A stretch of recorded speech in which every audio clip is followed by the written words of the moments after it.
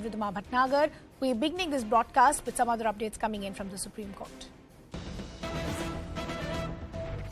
And this is as far as the Bilkis Bano case is concerned. The Supreme Court has issued a notice over pleas challenging the remission granted in the Bilkis Bano case. The Gujarat government has now opposed this plea, saying that the petitioner is actually not a party to the present case and hence the plea is not maintainable. Our legal correspondent and my colleague Ananya Bhatnagar continues to get us all those developments from the Supreme Court.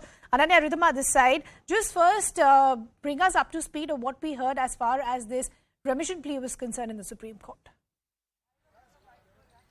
Well, yes, Ridhima, in fact, the counsel of the accused have opposed this petition and clearly said that they have not been made a party to this particular suit. And in fact, what more has been said by the counsel of the accused in this particular matter is that the plea is not maintainable because the people who have approached the top court challenging this remission order are basically a third party to this case, because remember, this is not Bilkis Bano or any other victim which has approached the top court in this particular matter. It is former CPIM leader Suhasini Ali and two other petitioners, one of which is also a journalist. So the accused's counsel, while the matter was being heard by the topmost court of the country, headed by a bench headed by Chief Justice of India N.V. Ramana, has clearly opposed this petition, the maintainability of it, clearly saying that these are third party, they have no locus in this particular matter, and hence the plea is not at all maintainable. However, the Supreme Court has now issued notice to the Gujarat government, to the accused counsel, and has also asked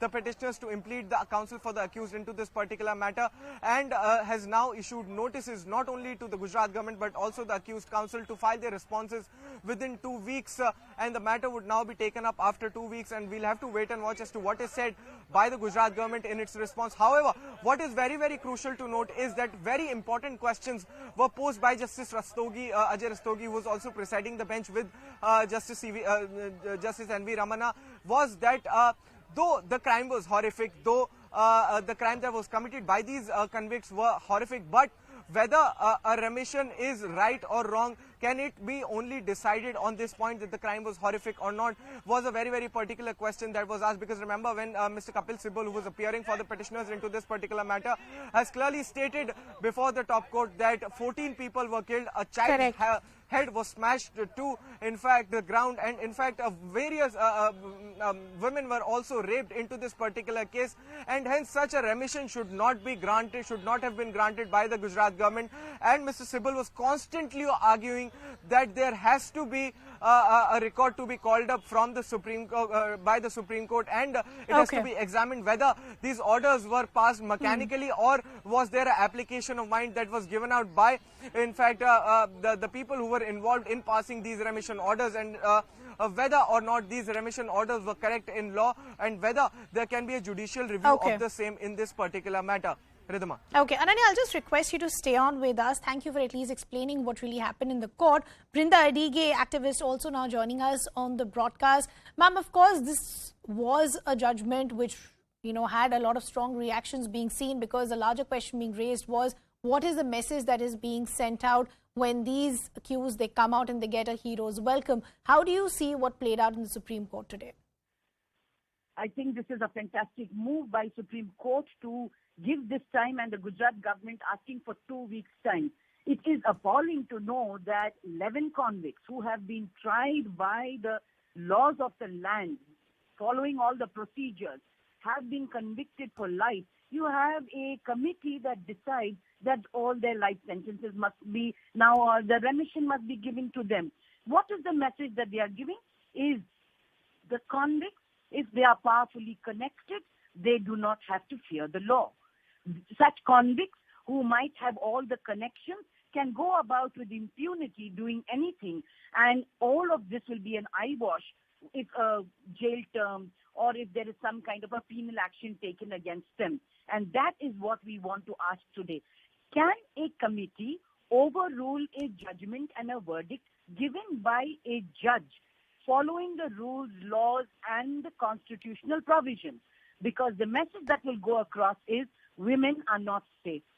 Women cannot seek justice.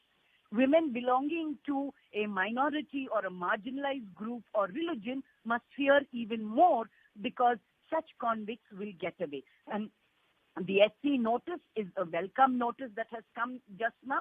Not that it is going to make life great for Bilkis Bano, Correct. but at least there is some hope that justice might get served.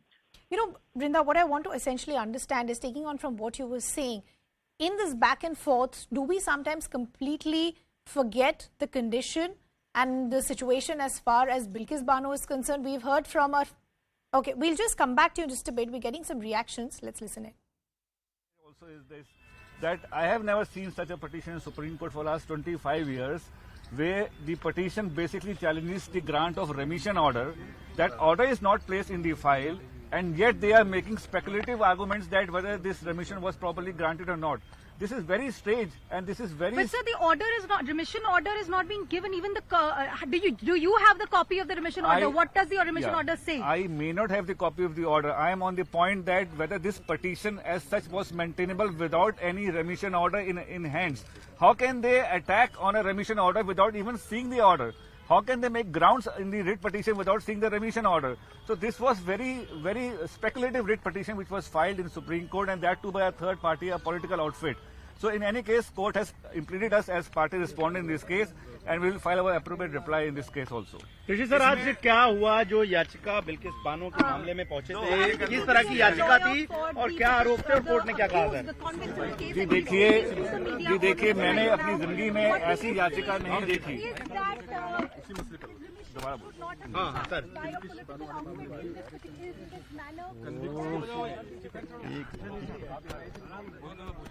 Let's go back. Okay, let's just take in some other reactions.